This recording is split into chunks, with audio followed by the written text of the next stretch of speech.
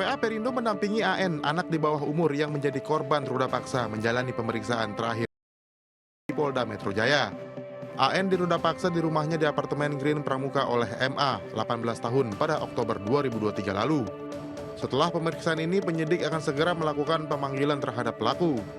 Dan juga tadi dari kepolisian juga memanggil P3A di Pulau Gadung untuk sama-sama mendampingi kasus ini dari pendekatan psikis juga, sehingga korban benar-benar dipulihkan. Dan setelah ini nanti akan pemanggilan pelaku dan proses ini akan dilimpahkan ke Kejati. Dan kami berharap secepatnya di P21-kan. Undang-undang yang disangkakan kepada pelaku yaitu mengenai tentang persetubuhan dan pencabulan terhadap anak yang dilakukan oleh seorang dewasa, di mana ancaman hukumannya minimal 5 tahun dan maksimal 15 tahun. Keluarga korban juga berharap polisi segera menuntaskan kasus ini dan pelaku segera diproses hukum. Tim Liputan iNews melaporkan.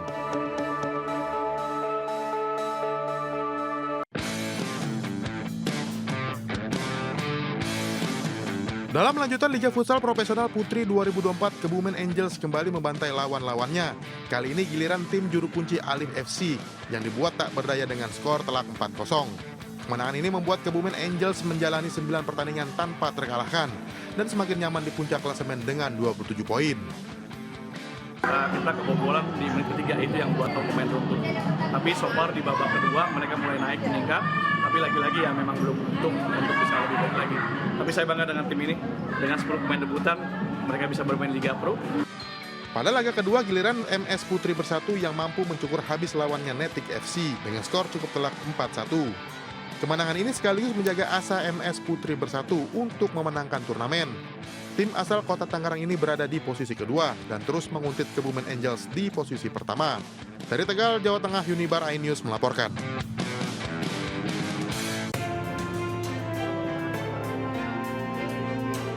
Pengurus Besar Persatuan Olahraga Biliar Seluruh Indonesia (PB POPSI) bersama Moore Production menggelar Meet and Greet sebagai salah satu rangkaian kegiatan eksibisi biliar kelas dunia, 10 Ball The Real King.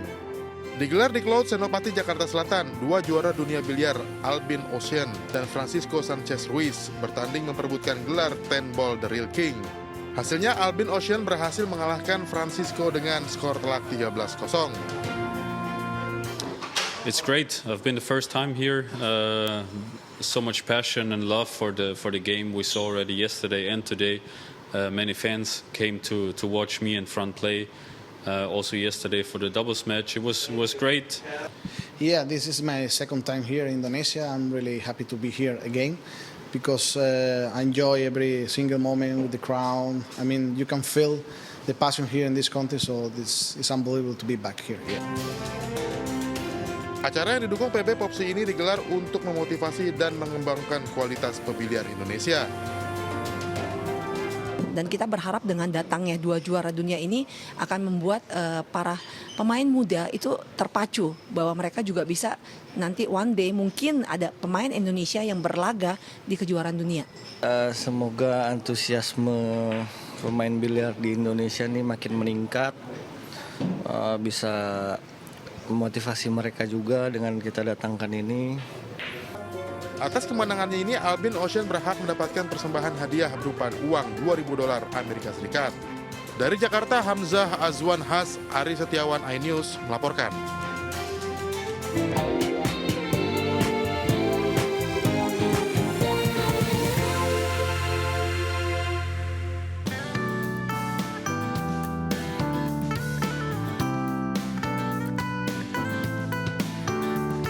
Habis hujan rebutan harta karun di kebun? Yap, ini adalah salah satu harta karun paling enak. Namanya jamur sawit. Kalau di Desa Puding Besar, Kabupaten Bangka, jamur ini jadi primadona banget. Makanya jadi rebutan warga. Nah, biasanya jamur sawit ini muncul di bongkol sawit saat musim hujan. Tuh lihat bentuknya, lucu banget kan? Bulat-bulat gemoy gitu kalau masih kuncup. Oh ya, ini jamur liar ya, jadi gak pakai ditanam. tapi dia muncul sendiri saat pagi hari. Gak nyangka hari ini sejumlah warga dapat jamur sawit lumayan banyak. Karena turun hujan dan perut sudah mulai lapar, maka sebagian bisa kita olah jadi pepes.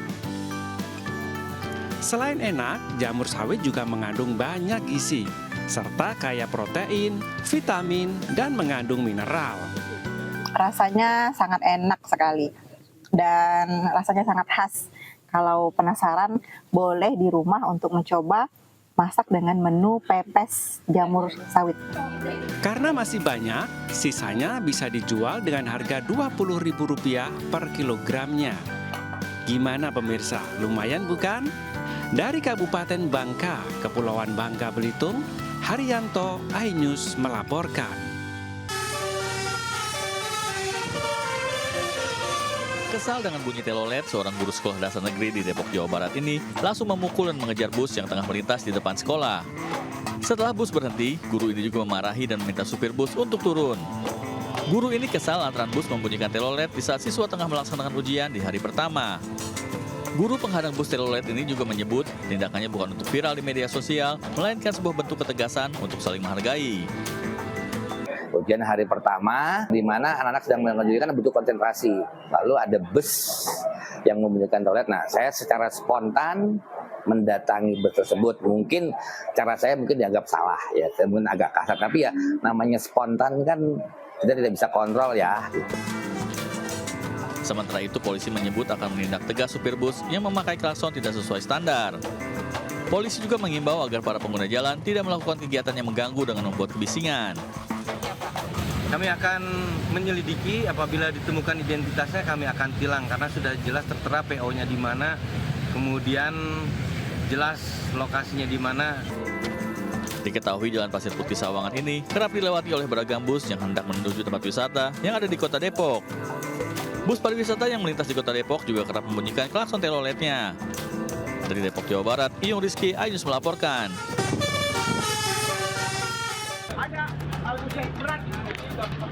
Truk kontainer bermuatan spare part mesin diesel menimpa minibus hingga ringsek di Jalan Kapukamaraya, Penjaringan, Jakarta Utara.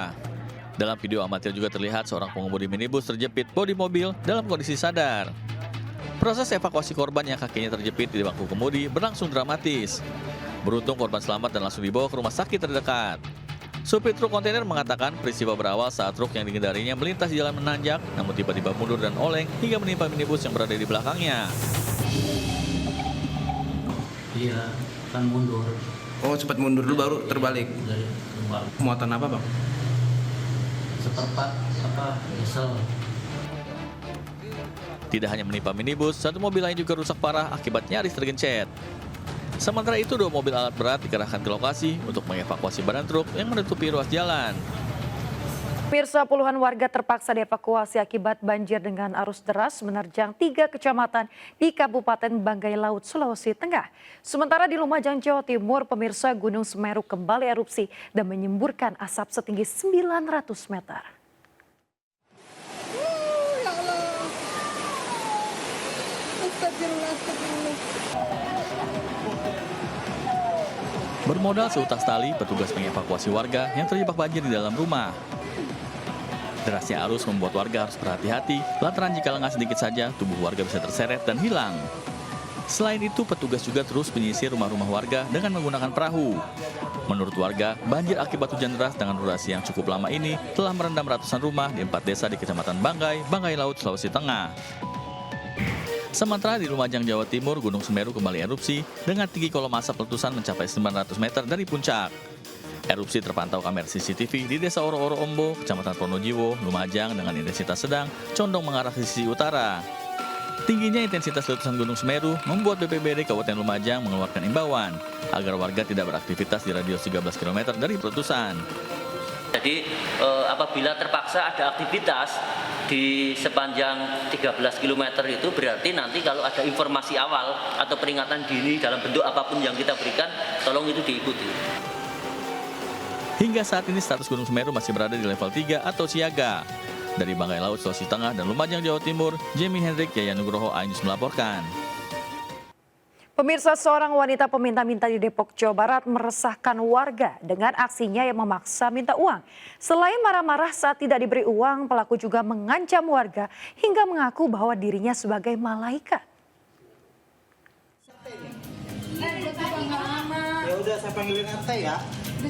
Seorang wanita peminta-minta ini terus memaksa meminta sejumlah uang kepada warga Rangkapan Jaya Baru, Pancoran Mas, Depok, Jawa Barat.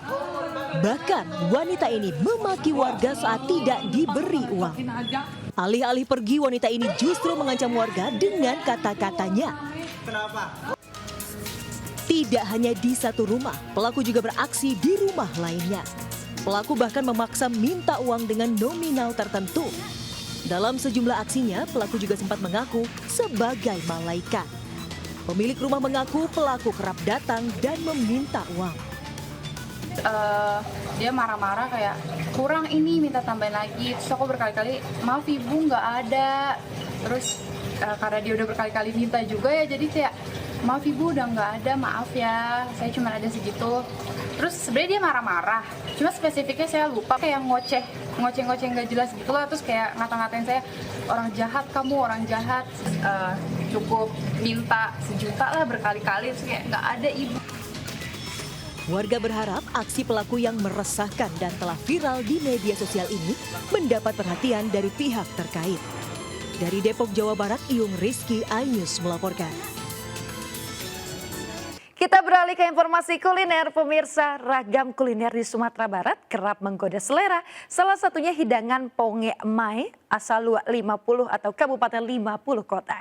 Masakan tradisional berbahan dasar ikan gurame yang biasanya disajikan saat acara adat itu memiliki cita rasa yang khas dan juga tentu saja lezat. Yuk kita intip pembuatannya.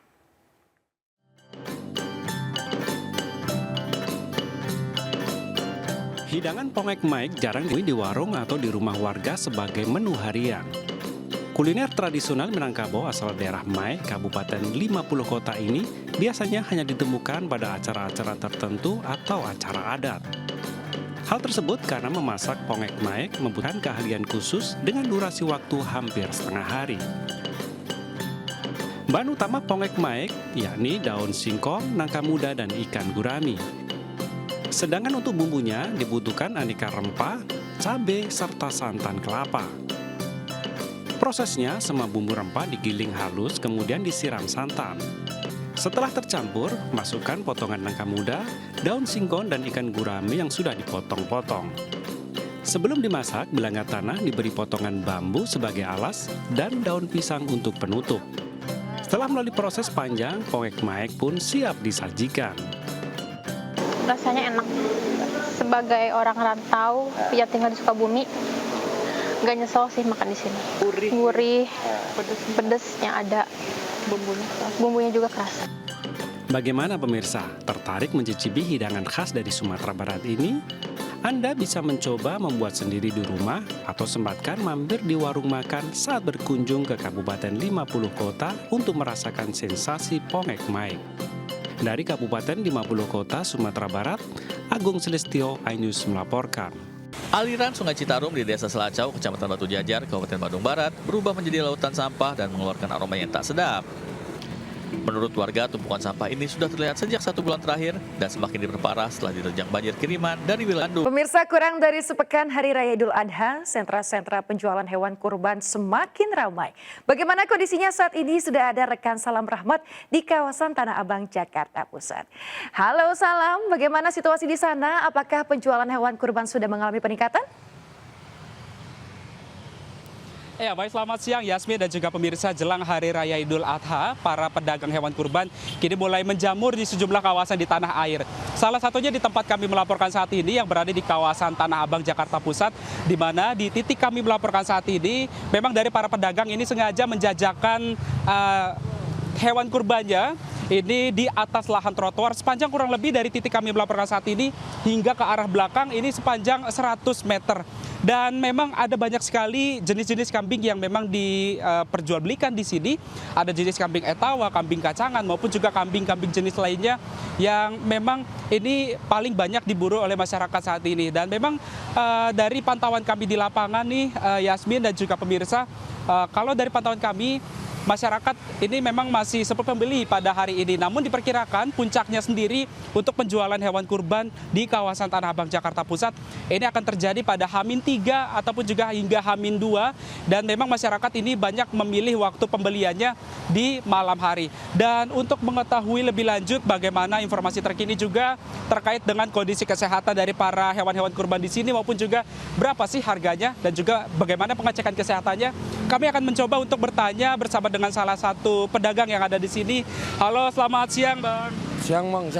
Bang, bisa diceritakan nggak untuk pengecekan kesehatan kambing-kambing ataupun juga sapi hewan kurban yang ada di sini, pengecekan kesehatannya ini seperti apa dilakukannya, Bang? Pengecekannya sih rutin sih, Bang. Sebelum baru turun nih, kita ada yang datang dari Dinas Kesehatan, dicek semuanya sih, Bang. Nah, ini untuk total hewan kurban yang sudah dijual ini total sudah ada berapa, Bang? Alhamdulillah sih 34, Bang. 34. Nah, ini dari total jumlah penjualan pada tahun ini, jumlahnya ini lebih meningkat atau lebih menurun kalau dibandingkan sama tahun lalu, Bang? Kalau tahun lalu meningkat 10% sih, Bang. Lebih meningkat 10%.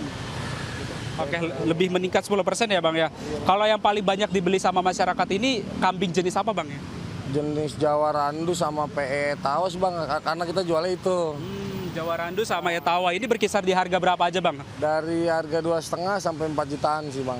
2 juta sampai 4 jutaan. Ya. Oke, siap. Terima kasih, Bang Anggi, informasinya. Itu dia, Yasmin dan juga pemirsa. Bincang-bincang kami bersama dengan salah satu pedagang yang ada di kawasan Tanah Abang, Jakarta Pusat ini. Dan memang kalau dari pantauan kami di lapangan, ini kondisi kesehatan secara kasat begitu ya, kondisi hewan-hewan kurban yang ada di sini, ini memang kondisinya masih sehat dan juga prima kondisinya. Mungkin bagi Yasmin dan juga pemirsa ini tertarik untuk membeli hewan kurban seperti kambing, sapi, ataupun juga domba.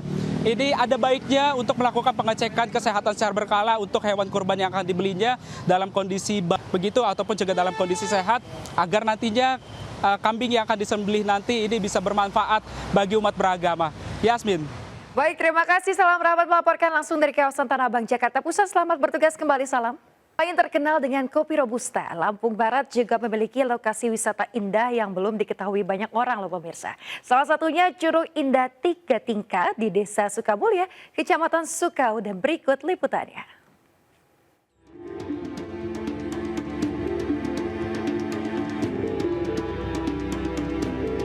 Hidden Gem, istilah yang pas untuk curug atau air terjun 3 tingkat yang indah ini. Air terjun di Desa Sukamulya, Kecamatan Sukau, memiliki ketinggian 30, 15, dan 5 meter. Pengunjung dapat berendam dan menikmati sejuknya air asli pegunungan. Suara gemercik air yang jatuh menambah kesan alami.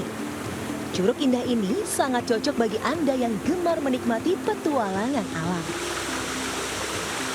Untuk menuju air terjun yang berjarak 700 meter dari desa, pengunjung harus berjalan kaki melewati hijaunya persawahan dan perbukitan. Rasa lelah terbayar ketika Anda sampai di Curug Indah Pekon, Sukamulya. Ya, treknya lumayan lelah. Kita ngelewatin sungai, ngelewatin sawah, cuman nggak terlalu capek kan, karena pemandangan juga masih enak, nanti sawah kanan kiri. Ini juga masih asri udaranya. Setelah nyampe sini, alhamdulillah terbayar. Bila Anda kemari, jangan lupa untuk membawa perbekalan dan air minum, tapi jangan meninggalkan sampah ya. Kita jaga keindahan alam Indonesia tetap asri. Dari Lampung Barat, Enrico Ngantung, iNews melaporkan. Anda kembali di Buletin Ayu Siang pemirsa, bersama saya Yasmin Atadia. Pemirsa, kreasi Walmos atau rangkaian tanaman hias yang didominasi lumut hutan memberikan keindahan tersendiri dan juga menghadirkan sejuknya alam dalam ruangan. Kreasi Walmos ini juga menjadi pundi-pundi cuan bagi seorang kreator di Gianyar, Bali, dan berikut liputannya untuk Anda.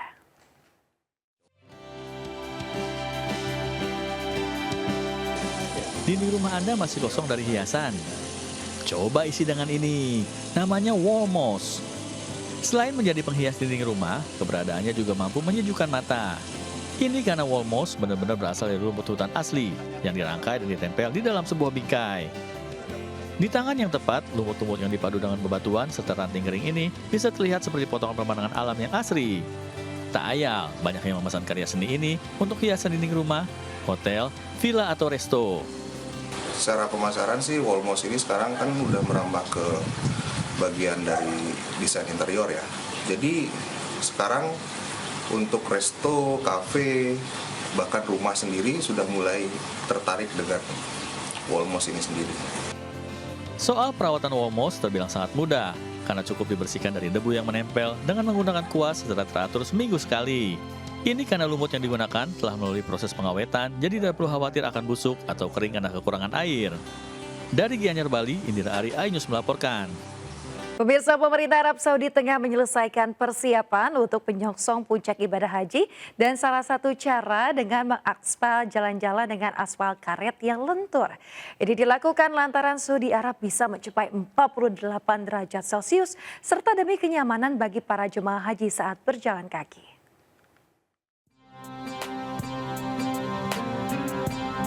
Proses pelapisan aspal di kawasan Arafah dengan menggunakan karet sudah selesai dikerjakan.